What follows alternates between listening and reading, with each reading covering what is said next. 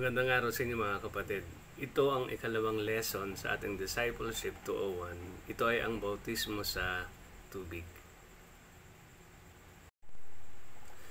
Maraming mga attendees ng church na kapag sinabing babautismohan ka sa tubig, sila ay bantulot na gawin ito.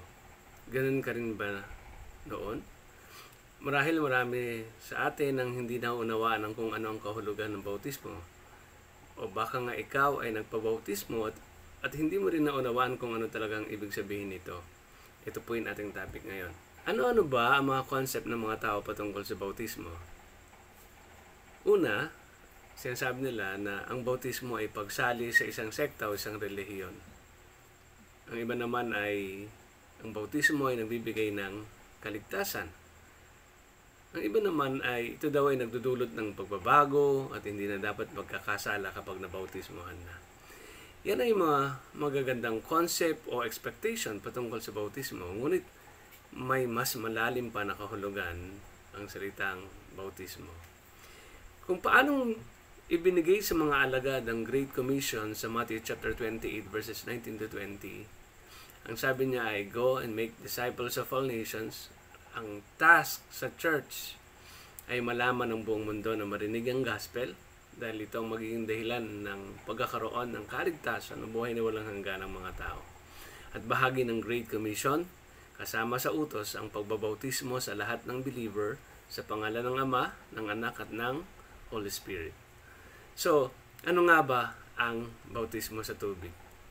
So, ito po ay isa sa dalawang sacraments. Kapag sinabing sacraments, ito po ay inutos ng Panginoon na dapat gawin na isang practice o ceremony. Ang tawag din nila dito ay ordinance. So kung paano naniniwala tayo ng 7 sacraments na ating nakalakihan dahil sa pagtuturo ng mga Romano Katoliko, ngunit dalawa lamang ang malinaw na binanggit ng Panginoon, Jesus, na dapat nating alalahanin at gawin. Ito ay sa pamamaraan ng pagpaparanas ng Diyos ng kanyang biyaya sa atin. Ang tawag sa English, pag sinabing sacraments, ay means of grace. A means of grace. Kapamaraanan ng Diyos sa pagpapaala o pagpaparanas ng kanyang biyaya o pagpapala sa atin sa pamamagitan ng bautismo sa tubig at ang ikalawa ay ang Holy Communion. So, ang ano uli ang bautismo? Isa sa dalawang sacraments. Ang bautismo sa tubig at ang Holy Communion. So, ikalawa, ang bautismo sa tubig ay nagpapakita na tayo ay may relasyon sa Diyos dahil ito ay isang tanda o sign, palatandaan at selyo. So, ito ay palatandaan at selyo na na tayo ay may kaligtasan at tayo ay nagpapahayag na tayo ay tagasunod ni Kristo. So, ikatlo, ito ay pagsunod sa utos ng Panginoon sa atin bilang mga alagad niya. Na ang lahat ng Kristiyano, lahat ng tumanggap sa Panginoon ay dapat bautismohan sa tubig at gawin din ang tinatawag na pagsunod sa utos ng Panginoon. At ang ikaapat, ito ay ginagawa sa pamamagitan ng tubig. Sa Bible may binanggit na 3 mode. No, ang unang-una ay yung tinatawag na sprinkling o yung tinatawag na wisik. Mababasa ho natin yan sa 1 Corinthians chapter 10 verses 1 and 2. Ang blood ni Jesus was sprinkled for the cleansing of our sin. At ikalawa din, ito din ay yung tinatawag na pouring, no? Pouring. Ito ay ang pagbuhos. Ang baptism ng Holy Spirit ay ginagamit ang salitang poured out. Ang mga priest noon sa kanilang ordination, ginagamit din ang salitang bait so magkakaroon tayo ng idea kung paano yung mode noon, di ba? Yung pagbuhos ng tubig sa mga ino-ordain na mga priest. So probably si Jesus Christ as a priest, no, as a priest ay pouring ang kanyang tinatawag na baptism. Ang ikatlo naman tinatawag na mode ay yung tinatawag na immersion. No, immersion, ang tawag doon ay paglubog. Ngunit marami ang naniniwala sa mode na ang bautismo ay ang paglubog dahil sa Greek word na baptizo o bapton, ang ibig sabihin ay to immerse. So, doon po galing yung tinatawag na immersion, yung tinatawag po na baptizo o bapto. Ngunit kahit ang sprinkling at pouring ay ginamit din na salita sa bautismo. So we can consider in tatlong mode na yon na valid.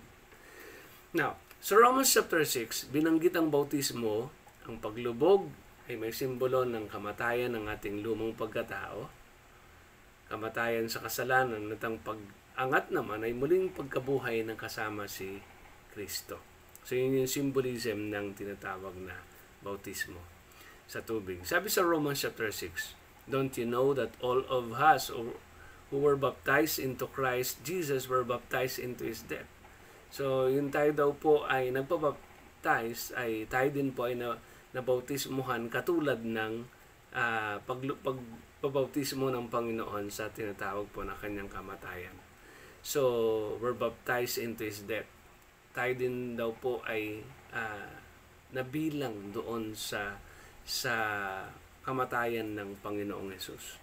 Sabi sa verse 4, we were therefore buried with Him through baptism into death. So tayo daw po ay inilibing, no, doon sa tinatawag na baptism into death. In order that, just as Christ was raised from the dead, through the glory of the Father, we too may live a new life. So ang paglubog ay simbolo ng ating pagkakalibing ng ating lumang pagkatao, at ang pagbangon naman ay ang pagkabuhay natin na kasama si Kristo. Tanda ng ating bagong pagkatao at buhay. So ito po ay simbolo at sign na tayo po ay merong relasyon sa Panginoon at ang ginawa ng Panginoon at tayo ay sumusunod sa Kanya, sa Kanyang mga utos, at tayo din po ay nagkakaroon ng pagbabago.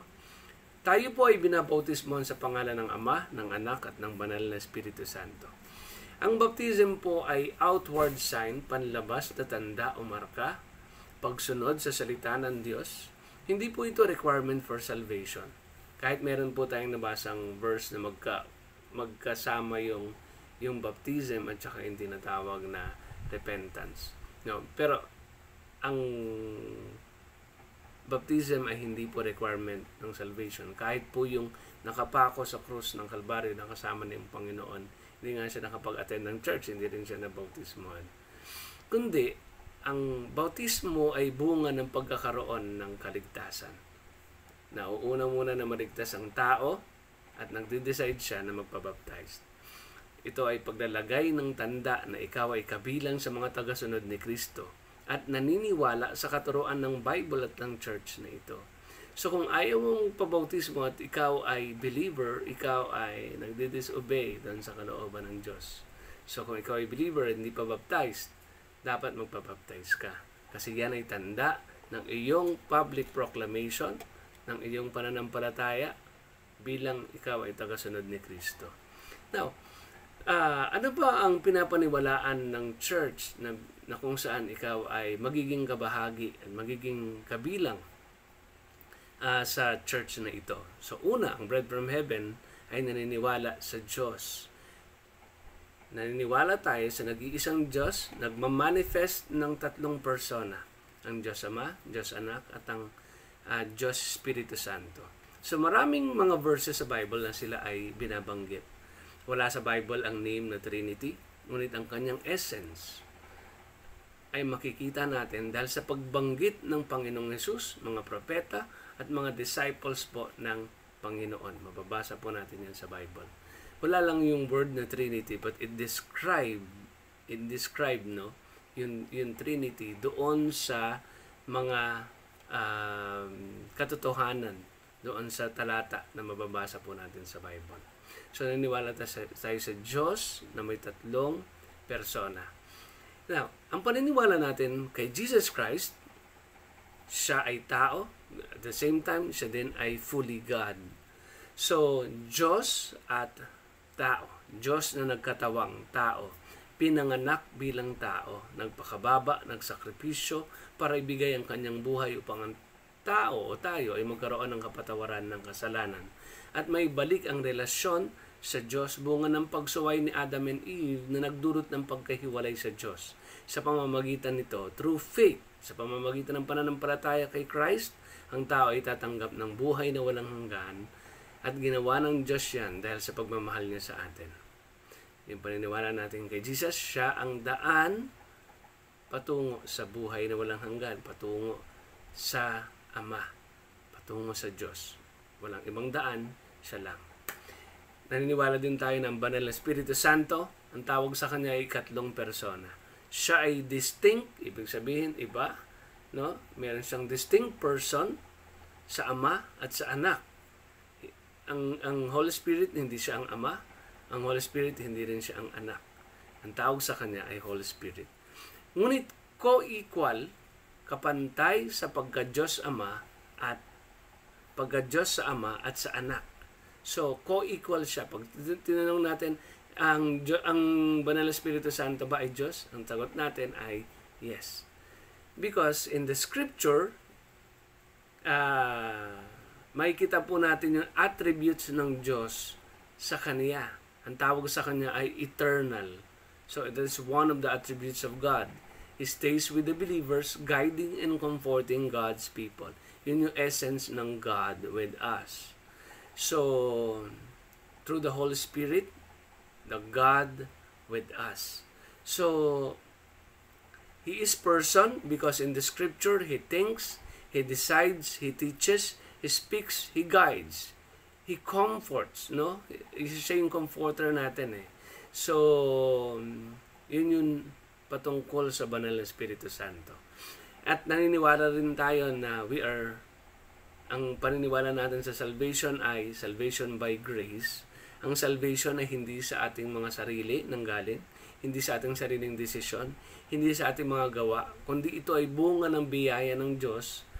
So, grace o biyaya means we don't deserve salvation and love of God.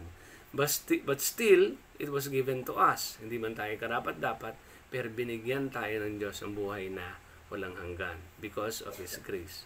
Our salvation ay bunga ng love ng God sa atin.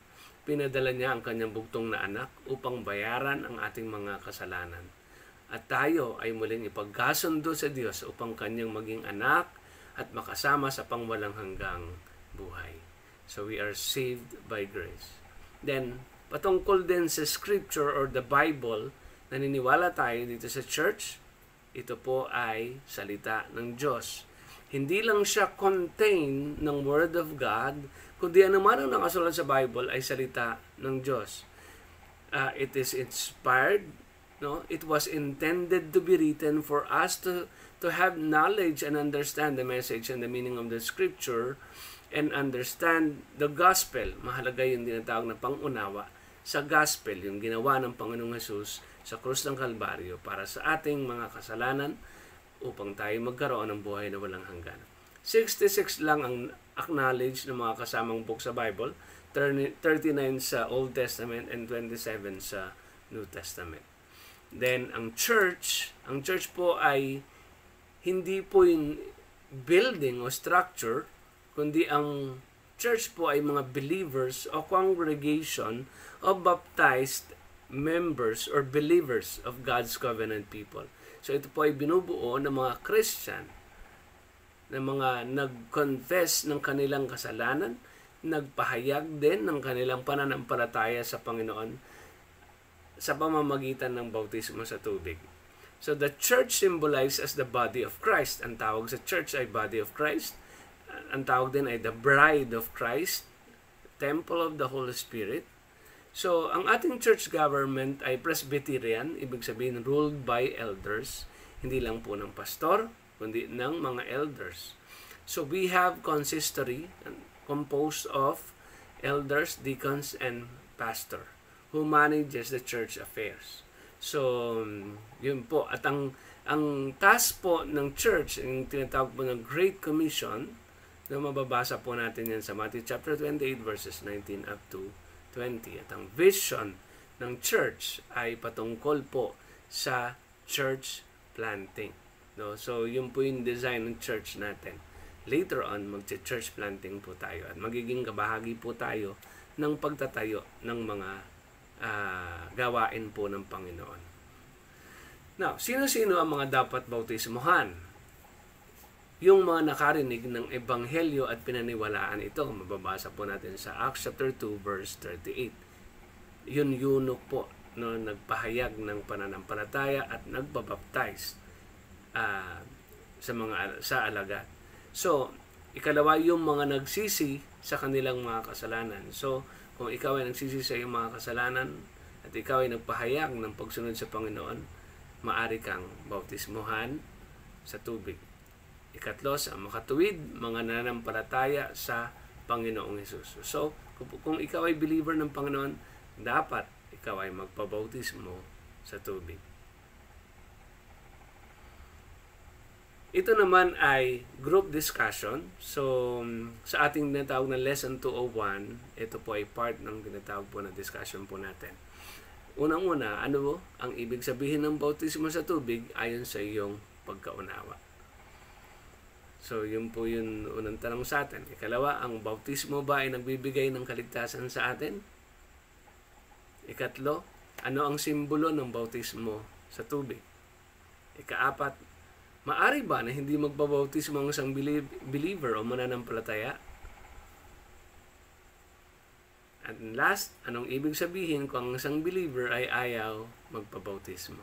So, yun po yung part ng ating group discussion.